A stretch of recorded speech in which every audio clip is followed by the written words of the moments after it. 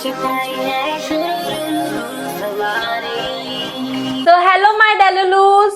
So as you all know, in February I went to Goa. Yeah, I know I'm a bit late to share this video. But तुम्हें देखना है देखो, नहीं देखना भाड़ में जाओ. I don't care. But there are certain things which you should keep in your mind before visiting Goa. First, कोई भी बहन का लौड़ा तुम्हें आके बोलेगा it's not the right time to visit Goa, तुम्हें जाके उसके चाटा मारना है, क्योंकि Goa is a happening place in all season. But wait, you should know before visiting Goa in monsoon कि वहां पे मानसून में तुम्हें वाटर स्पोर्ट्स नहीं मिलेंगे, तुम्हें पार्टीज 12 मंथ्स मिलेंगी. बट वाटर स्पोर्ट्स अगर तुम्हारा मेन मोटिव है तो वो मानसून के टाइम पे नहीं मिलेगा. मानसून में जो बीच पार्टीज या शेफ्ट में जो पार्टीज होती है वो सब क्लोज रहता है पूरा. बट पूरा उसके अलावा गोवा की ग्रीनरी, उसके वाटरफॉल्स वगैरह, मतलब वो सीन आर मेस्मराइजिंग. मतलब मानसून में जो वाटरफॉल जो स्टार्ट होते हैं that are a complete beautiful, मतलब वो अपने आप में एक अलग दुनिया होती है. सेकंड, स्कूटी और car rent. If you are renting any scooty और car, you should make sure that you are taking the whole video.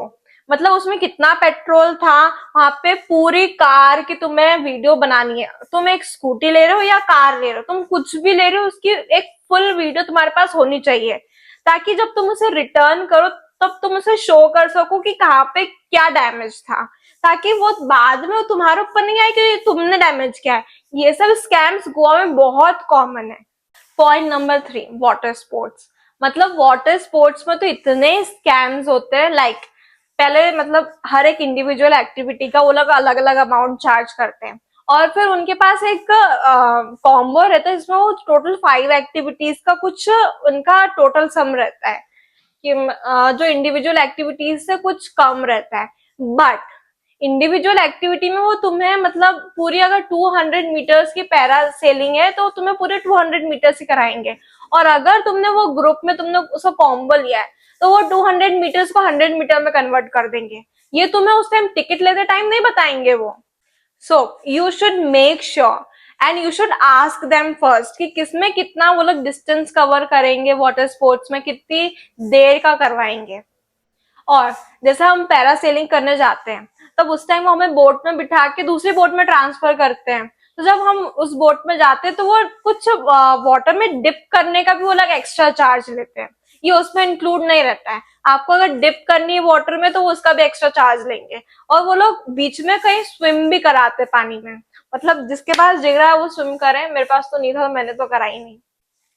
तो वो लोग कुछ पानी में स्विम कराते हैं. वो लोग तुम्हें डूबने का, अपनी मौत को इनवाइट देने का भी वो लोग तुमसे अलग चार्ज लेंगे. तुम हर बीच पे जाओगे, तुम्हें हर बीच पे बोट रहेगी. मतलब स्पेशली कुछ वहां पे अंजुना बीच जो होता है वो लोग तुम्हें बोलेंगे कि हम पूरा 2000 रुपीज में हम आपको पूरे बीच वगैरह सब दिखा के ले आएंगे. और वो आपसे बीच में बोलेंगे कि आप यहाँ से कूद जाओ, अगर आपको कूदना है तो हम 500 बस एक्स्ट्रा लेंगे आपसे. और आप उन पे ट्रस्ट करके कूद भी जाओ. वो बोलेंगे अपने आप को छोड़ दो, ऐसे आप स्विम कर लोगे, कुछ नहीं होगा, कुछ नहीं होगा. अरे मेरे को नहीं करना भाई. वो लोग आपको इतना फोर्स करेंगे कि नहीं आप स्विम करके देखो, ये आपके लिए एक बहुत अच्छा एक्सपीरियंस होगा. बहन जो पागल कर दिया था उनने इतना बोल बोल के. फोर्थ, गोवा में ड्रिंक एंड ड्राइव पे चालान कटता है. मतलब गोवा में इंसान दारू पी के गाड़ी नहीं चलाएगा तो कहाँ चलाएगा. अगर आपने हेलमेट नहीं लगा रखा उसको वो चालान काटते कुछ 500 या 1000. और अगर आपने ड्रिंक करके ड्राइव करा प्लस आपने हेलमेट लगा रखा है या नहीं लगा रखा है दैट डजंट मैटर. बट अगर पुलिस वालों ने आपको पकड़ लिया है वो आप पे सीधा 10,000 रुपीज का चालान लगाएंगे. इसलिए आई वुड सजेस्ट कि whenever you are going out in night any, मतलब कोई दूर वाली जगह पे आप रात में जा रहे हैं तो you should obviously go with cab.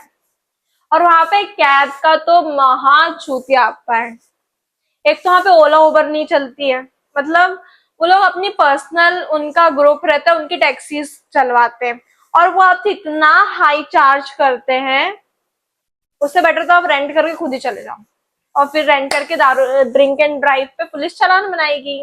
So you should decide कि what you should do. Somewhere you can find the escape there. आप बच सकते हो पुलिस से.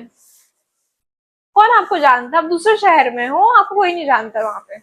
Number 5, bargaining. Bargaining there is your main power.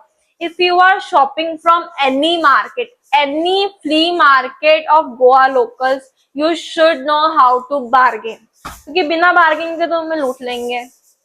जिसको एक प्रॉपर बार्गेनिंग आती ना, वही वहां से शॉपिंग कर सकता है. बिकॉज लिटरली वहां पे सड़ी से सड़ी ड्रेस वो तुम्हें 2-3 हजार रुपए की चिपकाएंगे, और जबकि वही की वही ड्रेस सेम मीशो पे 300 रुपए में मिल रही होती है. अब बताओ, जो ड्रेस मीशो पे तुम्हें 300 रुपए मिल रही है, तुम वो गोवा से 2,500 रुपए में लाओगे? तुमसे बड़ा गधा कोई नहीं होगा फिर. So you should know how to bargain there. So these were the things which you should know before visiting Goa from my point of view. And thanks for the watching. Do like, share and subscribe my channel. Bye bye.